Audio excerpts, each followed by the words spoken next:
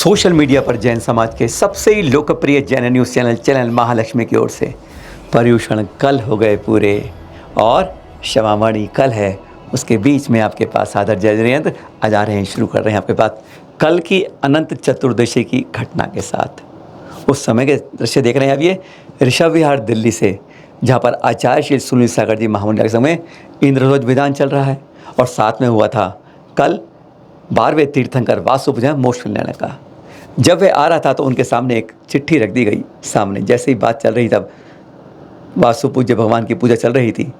निर्मल कुमार पटौदी जी की एक अनुरोध का पत्र था कि हम गिरनार जी पर बहुत कोशिश कर रहे हैं, वहाँ के लिए फंड नहीं आ रहा है और उसमें सहयोग दे रहे हैं खिल्लीमल जी अलवर से, ब्रह्मचारी राजेश भैया जी, सुधीर बज्ज जी कोपरगांव से और अजय जैन जी अहमदाबाद से। आचार्य जी ने पत्र पढ़ा और तुरंत कह दिया, कभी दान के लिए नहीं कहते, प्रेरित करते वो। उन्होंने कहा कि इस निर्वाण लाडू के लिए लोग सहयोग राशि दें और जो राशि इकट्ठी होगी वह तीर्थ क्षेत्र गिरनार जी में जो जूनागढ़ केस चल रहा है, जो अपील आई है मेरे पास, मैं उसके लिए हमें ये देंगे। सबका कर्तव्य बनता है। और फिर एक नहीं दो नहीं कई हाथ इकट्ठे हो गए। 3,51,000 जिस बोली ने बोली। दूसरे जो भाई थे उन्होंने भी साफ कह दिया, हम नाम किसी का नहीं बता रहे हैं। उन्होंने कहा इन्होंने जितना दिया है मैं भी उतना देता हूँ। कोई 3,11,000 दिए। इस तरह बहुत 10 लाख से ऊपर की राशि केवल 2 मिनट के अंदर आचार्य श्री सुनील सागर ने इकट्ठी करवा दी। बात यह नहीं यहाँ पर विराम हुआ। ये हमारी अपील सारी कमेटियों से, जहाँ जहाँ साधु संत विराजमान है, क्यों नहीं अपने तीर्थों के संरक्षण के लिए कम से कम इस चतुर्मास के अंदर यह तो भावना भाएं कि जहाँ जहाँ तीर्थों में बहुत जगह दिक्कत आ रही है। पावागढ़ के अंदर कार पार्किंग शुरू कर दी है। श्रवण बिल्कुल लगी, आपको बताएंगे 2-3 में। वहाँ की 1000 वर्ष पुरानी दीवार तोड़ दी है दुकानें बनाने के लिए। वहाँ भी आर्थिक तंगी है। बड़े बड़े तीर्थों की हालत है, छोटे तीर्थों के तो बेहाल है इस समय। आप सबसे विनम्र अनुरोध है, जहाँ जहाँ चतुर्मास हो रहे हैं वहाँ से अपील कीजिए अपने तीर्थों की सुरक्षा के लिए, संरक्षण के लिए, और वह सहयोग राशि वहाँ पहुँचाइए। अरे तीर्थों का उद्धार करेंगे, यह पर्युषण वास्तव में और चतुर्मास सफल हो जाएगा। यह देखने वाली बात है, यह भावना भर करने वाली बात है। यही नहीं, 1 अक्टूबर आने वाला है ना, स्वच्छता दिवस का पखवाड़ा शुरू करती है सरकार। और इस बार गिरनार के लिए जैन समाज ने जैसे कमर कस ली है कि इस बार गिरनार जी की सफाई अभियान चलाएंगे और उसमें सैकड़ों जैन युवा शामिल होंगे। इतना ही काफ़ी है। वहाँ पर जितनी गंदगी इस समय मचाई जा रही है, कहीं गुटखे, सिगरेट, तंबाकू, प्लास्टिक की थैलियाँ, प्लास्टिक की बोतलें, बहुत कुछ। एक सिद्ध क्षेत्र जैसे शिखर जी को गंदा कर रहे थे, अब गिरनार जी पे अन्य समाज गंदा कर रहा है, तो उसकी सफाई का जिम्मान अब जैन समाज उठा रहा है। 1 अक्टूबर से लेकर 4 अक्टूबर तक सैकड़ों तीर्थयात्री हमारे जा रहे हैं गिरनार जी पर। अच्छी बात है ना। और कल सुबह उसी से पहले ये देख रहे हैं, दर्शन कर रहे हैं आप, शिखर जी की छत पर आचार्य सुनील सागर जी ने इस तरह केश लोच किया। 3 दिन का उपवास चल रहा है उनका रत्नात्रय का, और उनके संघ के अंदर किसी के 10 उपवास, किसी के मध्यम सिंह निष्क्रिय चल रहा है एक संत का, कहीं औरों के इसी तरह मौन साधना चल रही है।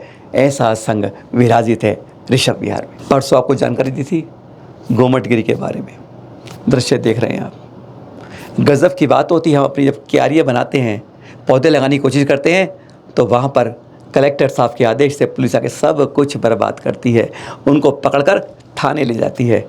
और फिर अगले दिन गुर्जरों का काफिला आता है, हमारी ज़मीन पर, जैन समाज की ज़मीन पर अपना निर्माण करना शुरू कर देता है।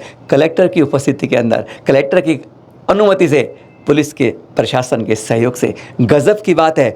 अनधिकृत की तैयारी सरकार करती है और जो अधिकृत होता है उसको हटाने के, उजाड़ने।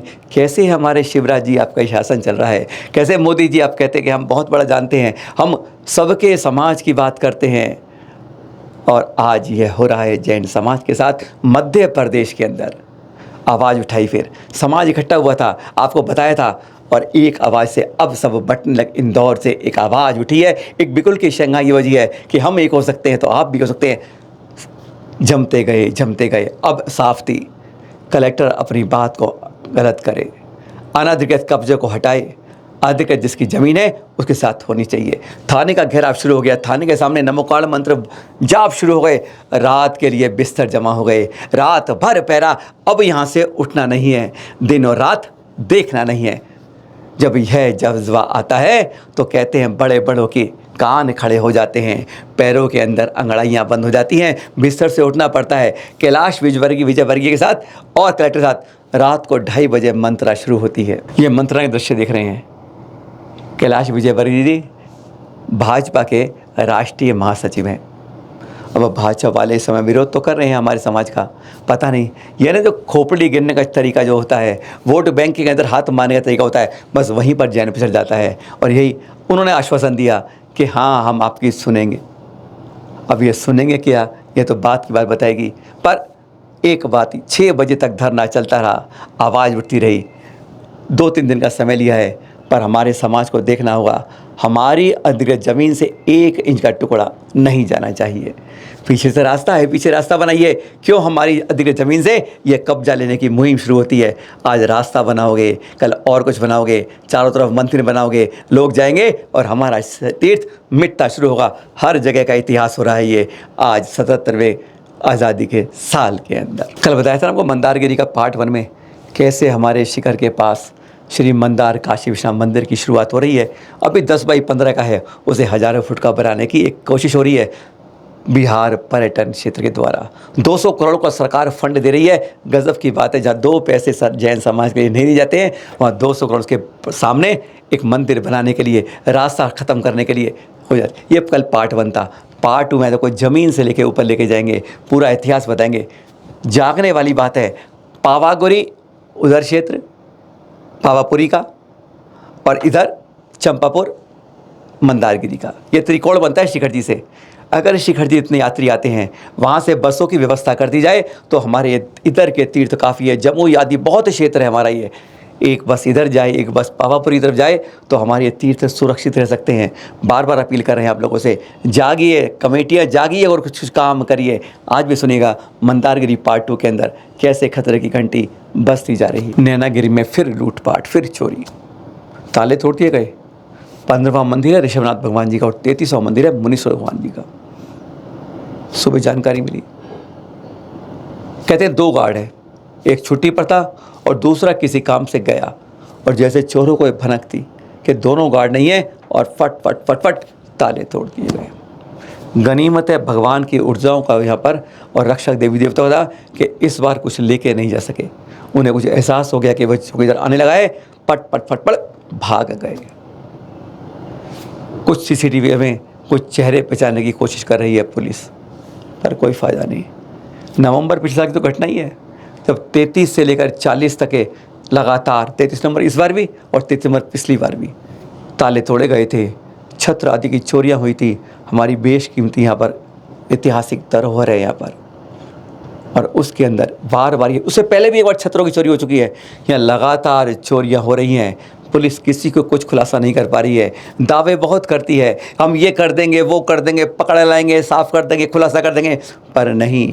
हमारी कमेटियों की भी जिम्मेदारी है कैसे अपने इस प्राचीन ऐतिहासिक तीर्थ की सुरक्षा करनी है, आपकी भी और प्रशासन की भी। पर आज हम दोनों ही फेल देख रहे हैं। हमने वहाँ पर देखिए, आप सुनिएगा कुछ अधिकारियों से, तो पुलिस अधिकारी क्या कहते हैं इसके बारे में और क्या समाज कहता है, कुछ वहाँ के अधिकारी क्या कहते हैं। हम प्रदर्शन करेंगे, अनशन करेंगे, बात बहुत हम कुछ करते हैं, पर अपने तीर्थों की सुरक्षा ना पुलिस कर पाती है ना कमेटी कर पाती है। सुनिए 1 2 3 4। सुबह हमको सूचना मिली थी कि नैनागिरी जैन मंदिर में ताले टूटे हैं। सूचना पर चौकी प्रभारी नैनागिरी पहुंच गए थे, मैं पहुंचा। इसके बाद घटनास्थल का निरीक्षण किया तो यहाँ की जो मैनेजर है उन्होंने बताया कि इसमें 2 जगह, एक तो 33 नंबर और 15 नंबर के ताले टूटे हैं, और जो चोर हैं उन्हें चोरी का भरसक प्रयास किया है, और इसमें हम जांच पड़ताल कर रहे हैं। अभी निरीक्षण में हमें पता ऐसा चला है कि मंदिर के पीछे तरफ जो आने का संभवतः वो रास्ता है,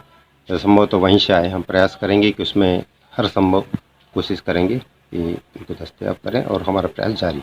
अभी ये कारण तो मैं नहीं कहता, लेकिन प्रयास ही कर सकते हैं, ये हमारा प्रयास जारी। बीती रात में मंदिर क्रमांक 33 जो मुनि सुब्रतनाथ का है, वहाँ पर अज्ञात बदमाशों ने सांकल काटकर चोरी करने का असफल प्रयास किया है।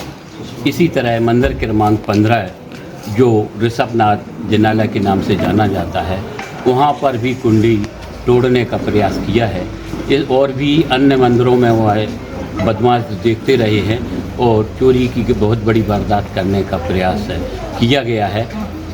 भगवान की कृपा रही है कि कोई सामान बदमाश नहीं ले जा पाए, परंतु पिछली 11 व 12 नवंबर की दरमियानी रात में जो यहाँ पर मंदिर क्रमांक 33 से 40 तक की जो घटना हुई है, प्रत्येक मंदिर के ताले और सांकल काटी गई है, तिजोरियाँ काटी गई हैं। तो और उसके मंदिर के अंदर 40 नंबर जो जिसे 24 जनाला बोलते हैं, इस मंदिर में रखी चांदी की झारी, सोने चांदी के छत्र, चमर और अन्य चीज़ें का चोरी करके ले गए थे, तकरीबन 4-5 लाख रुपए की। इसके पूर्व भी यहाँ पर छत्र ले गए थे। बदमाश यहाँ पर निरंतर निशाना बनाए हुए हैं और पुलिस आज तक इन बदमाशों की पकड़ से दूर है। जो बीती रात नैनागढ़ जी में मंदिरों के ताले तोड़ने का जो प्रयास किया गया है वो बहुत ही निंदनीय है। पिछले 11-12 नवंबर की दरमियानी रात को भी करीब 5 लाख रुपए की चोरी नैनागढ़ में हुई थी, जिसका पता करने में पुलिस आज तक असमर्थ रही है। ये एक अल्पसंख्यक समाज पर जैन धर्मावलंबियों के ऊपर एक करारा प्रहार है और ये एक बहुत ही निंदनीय घटना है।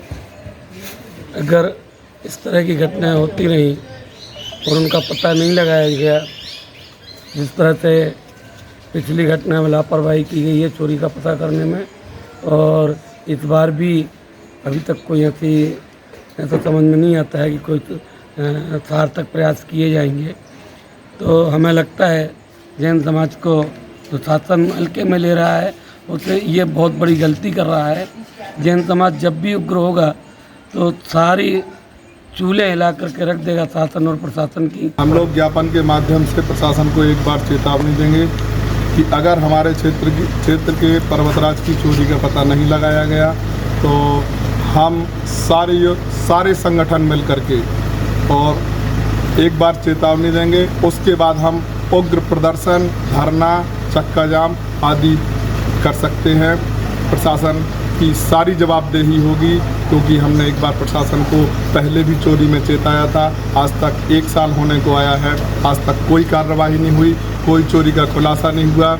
इसके बाद दोबारा चोरी हो गई और अगर इस चोरी का पता नहीं लगाया जाता है और पिछली चोरी का पता नहीं लगाया जाता है तो अब की बार हम उग्र प्रदर्शन करने के लिए बाध्य होंगे और सारी जवाबदारी प्रशासन की है।